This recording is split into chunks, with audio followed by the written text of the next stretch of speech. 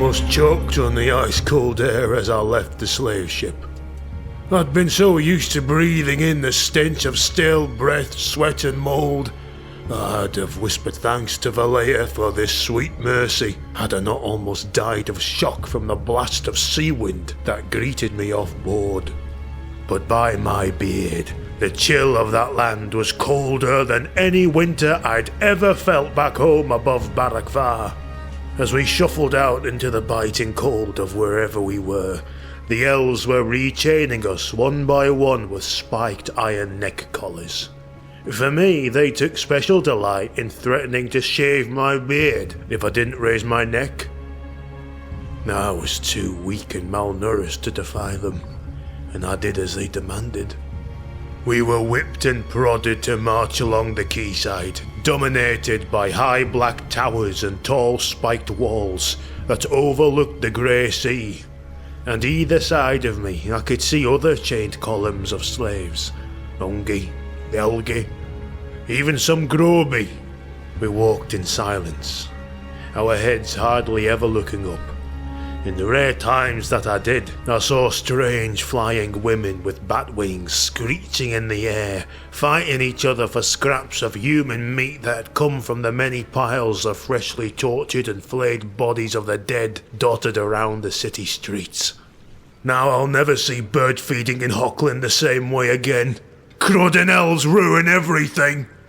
I also noticed how these dark elves paid so little attention to our presence. It was almost as if we didn't exist. And when they did acknowledge us, I saw them talk, gesture and point to us like we were barn animals. From their emphatic tones towards myself and a few Elgi slaves that survived the voyage, it appeared that we were pretty highly valued compared to the other races. I would see some noble bystanders or merchants actively haggle with the slave drivers as we marched, some even offering their servants or relatives up front just to trade for one of us. And a few actually were, but not me.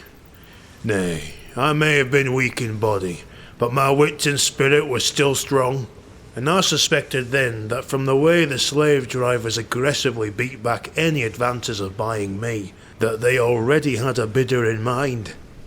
Perhaps I was already bought. Ugh, the words sicken me even as I say them.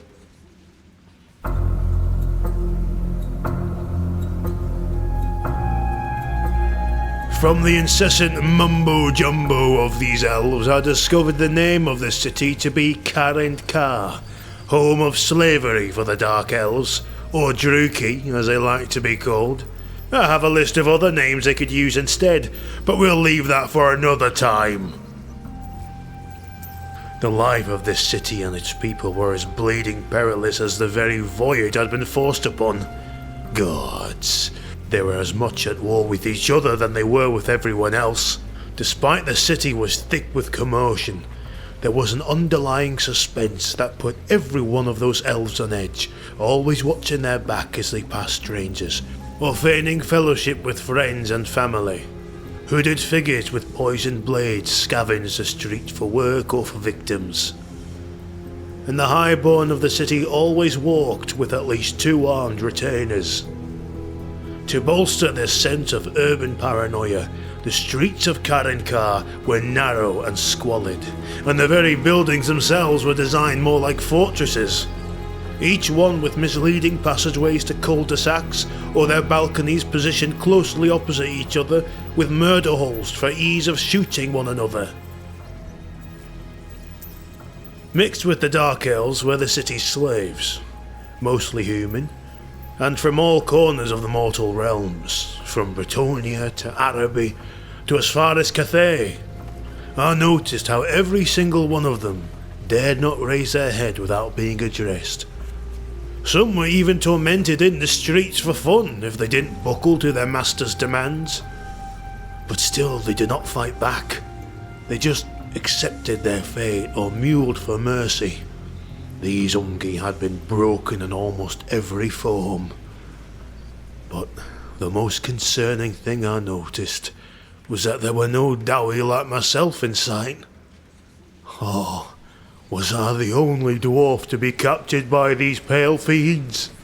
I shuddered then as I shudder now at the thought of such shame to me and my ancestors. To have been captured and humiliated in this sordid way put dread in my heart, which in time began to fuel my resolve to escape. Snorri Vengesson would not end his legacy to the hands of elves.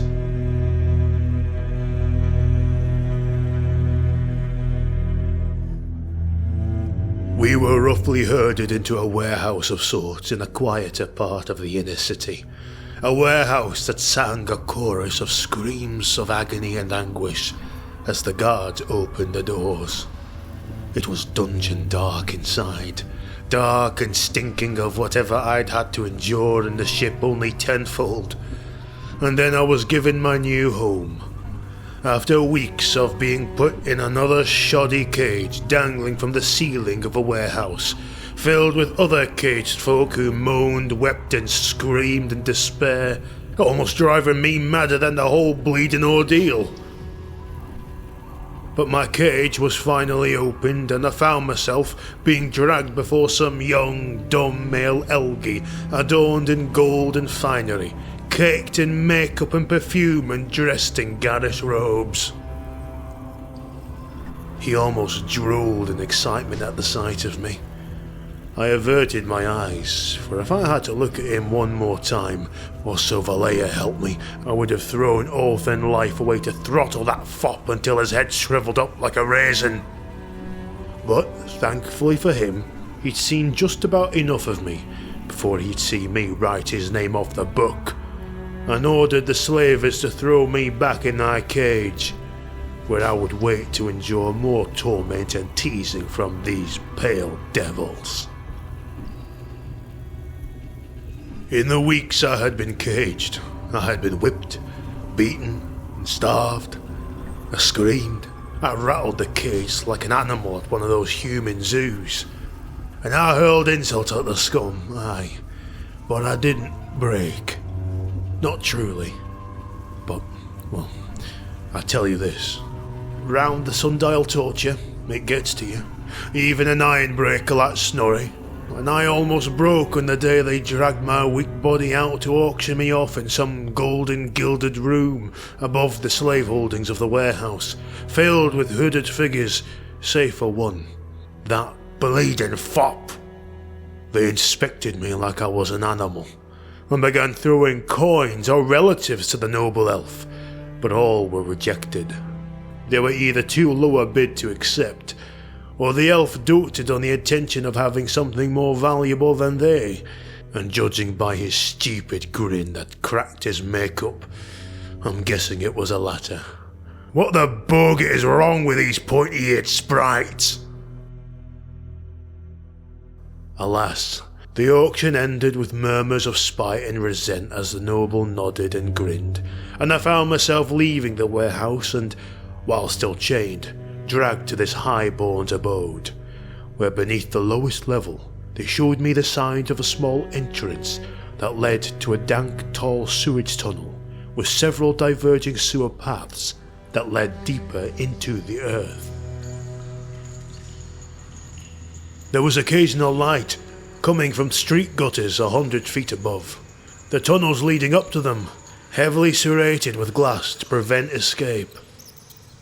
Then the tunnel ended at a small iron-barred wooden door, which once unlocked and opened, widened into a capacious fine gallery. Strange, I thought.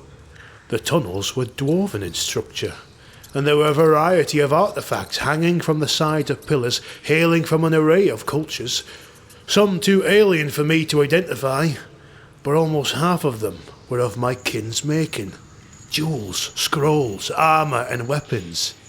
Wait, did these Waziks build their shoddy tower above one of our strongholds? Bah, the thought almost made me retch. Alas, nay.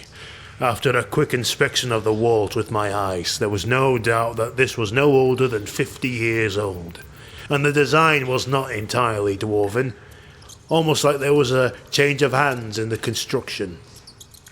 My chains were removed, except from my ankles, and was told via slave human translator by the garish-robed elf that since his last dwarf slave had died, I was to help the herd continue the expansion of his mighty tomb and ensure its sustainability. He said escape was futile, and my life and soul was his. I think he said some other stuff too. He believed my silence to be dumb, numb acceptance. But manling, I saved the worst till last. He cut a part of my beard, manling. He's gonna give it to a gift for his children, he said. That moment, my heart stopped, and I felt my warmth to the gods flicker away like a candlelight in wind. Something snapped within me. Did he see it? I don't know. Didn't care. This was more than a slight. This punishment had gone on enough. First I'm a slave to elves, and now he cuts my beard! He renamed me, you know. Fat Stone, he said my new name was.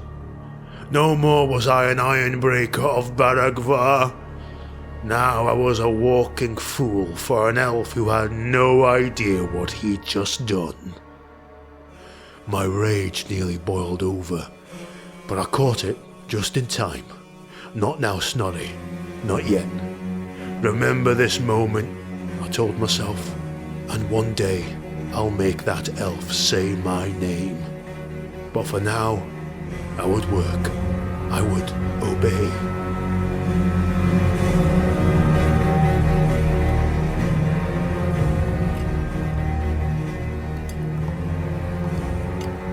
I was the only dwarf there, and I was to toil with the other slaves and hew the rough stone into smooth walls to expand the elf's vast hall of treasures, with more trinkets arriving month by month.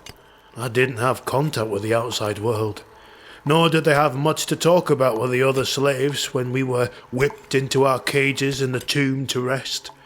Most of them spoke in languages that weren't even Imperial or Bretonnian. But all these men and women were hollow-eyed, emaciated and numb with misery. I may not have felt the same way because, well, the underground is my home. But these folk were of the sun and light, and they were damned to have neither, forever. I spent months down there, forever picking away with a rusty pickaxe, never to look up unless I wanted an Elgy slave driver to beat me within an inch of my life with the butt of his spear. Most of the humans around me could not perform the same level of mining skill as I showed, and would pass out from exhaustion just to keep up. But the elves were nice.